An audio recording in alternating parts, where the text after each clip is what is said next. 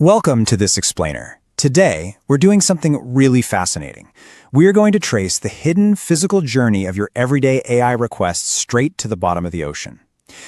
We tend to think of artificial intelligence as this invisible, weightless thing floating up in the cloud. But honestly, the cloud is incredibly heavy, it's blistering hot, and it requires a massive, very physical footprint. So today, we're looking at a pretty radical engineering pivot, moving the brains of AI entirely underwater. All right, let's jump right in. We've got a packed agenda covering 6 parts: tracing the AI prompt, asking why we're diving under the sea, mapping the 4 vital flows, looking at some real-world case studies, breaking down the subsea failure tree, and finally, weighing the ultimate trade-off. Starting with Section 1, tracing the AI prompt. Let's ground this in a simple, everyday action. Picture sitting at your desk and sending a complex query to an AI assistant. It feels instantaneous to you, right? But you're actually triggering a sprawling physical sequence. Your request travels invisibly through terrestrial network routing, making its way to the coast where it hits a cable landing station. From there, it dives beneath the waves, zipping as pulses of light through subsea fiber optic cables running right alongside high-voltage power lines. And finally, it hits sealed AI accelerators housed inside a massive steel capsule resting on the ocean floor. This is where things get really interesting. We have this critical handoff between the terrestrial dry plant landing station and the wet plant, which is where the submarine system physically enters the ocean. You've got this beach manhole where the cables transition from land to sea, and this boundary right here, this is exactly where traditional data center logic completely ends and hardcore maritime engineering takes over. But before we completely plunge underwater, consider what's happening on land first. Modern AI servers run incredibly hot. The internal liquid cooling pipes required just to manage that waste heat are intense. Traditional land-based facilities are guzzling hundreds of megawatts of power and millions of gallons of fresh water, literally just to prevent these incredibly dense components from melting down. Which brings us to Section 2. Why dive under the sea at all?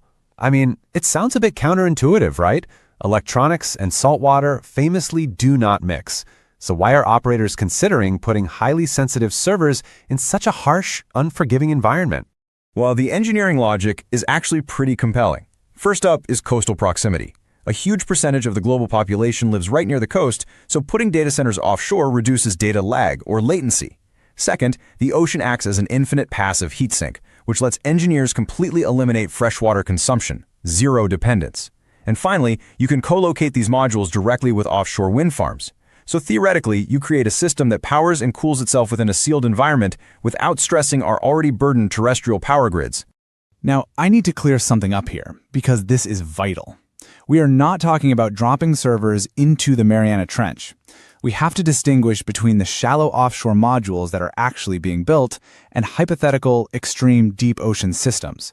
Current projects are utilizing shallow offshore modules resting at depths between 35 and 100 meters. That's the sweet spot.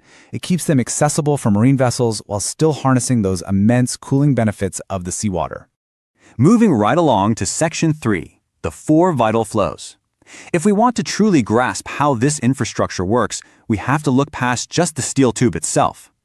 We need to view the entire subsea facility through 4 continuous engineering flows. This is how the system breathes. First, the data flow, streaming in and out via fiber optics. Second, the power flow, drawn from the grid or local offshore wind. Third is waste heat rejection, that continuous transfer of thermal energy from the servers straight into the surrounding seawater. And fourth, maintenance logistics. And as we'll see, that last one becomes the defining operational bottleneck in a subsea environment. Okay, Section 4, real-world case studies. Let's see how this actually builds out in reality. Major global players have poured millions into testing this hardware, so this isn't just theoretical anymore. Let's talk about Microsoft's Project Natick. This is a very prominent, though now dated, research case. They deployed Phase 2 back in June 2018 at about 117 feet off the coast of Scotland.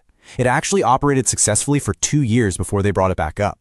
But, and this is a big but, in June 2024, Microsoft officially confirmed they were no longer actively building subsea data centers. They chose to pivot back to scaling large land-based facilities instead.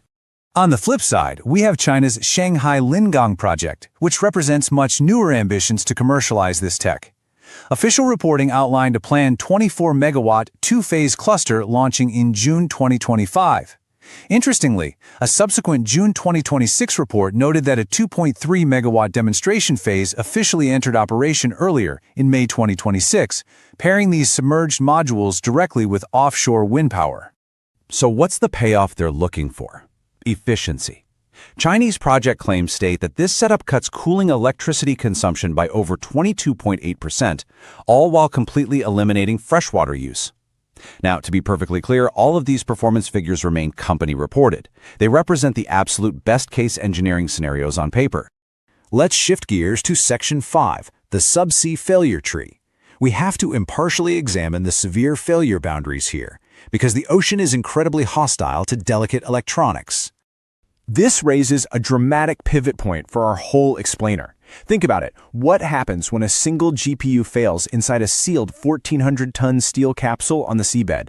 On land, if a server dies, a technician just walks down an aisle and swaps it out in 10 minutes. Underwater, that single routine hardware failure is trapped. Our failure tree maps out these cascading physical risks. You've got the constant threat of a pressure enclosure leak. You have aggressive marine corrosion and biofouling. Think barnacles and algae attaching to the heat exchangers and degrading the cooling performance. Plus, there's the very real risk of accidental subsea cable damage from fishing vessels or rogue anchors, compounded by the variable output of offshore wind. Beyond the physical, we see massive systemic risks too. A remote operation failure means you literally lose control of the facility. You've got cybersecurity threats and environmental monitoring gaps regarding the local impact of continuous heat dumping. But honestly, the biggest risk might just be hardware obsolescence. AI hardware, especially GPUs, iterates rapidly, often completely refreshing every 2 years. But these subsea capsules are designed to be submerged for 5 or more years.